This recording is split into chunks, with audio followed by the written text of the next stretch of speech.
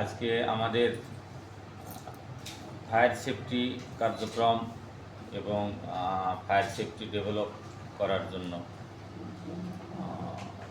একত্রিত হয়েছি এবং এই কার্যক্রমটা সেই উদ্দেশ্যেই। তো আমরা আসলে আজকের এই আলোচনা বা ট্রেনিং পরামর্শ যেটাই বলেন না কেন, সেটা আমরা আসলে সরকারিভাবে এটাকে অ্যারেঞ্জমেন্ট করেছি আর কি।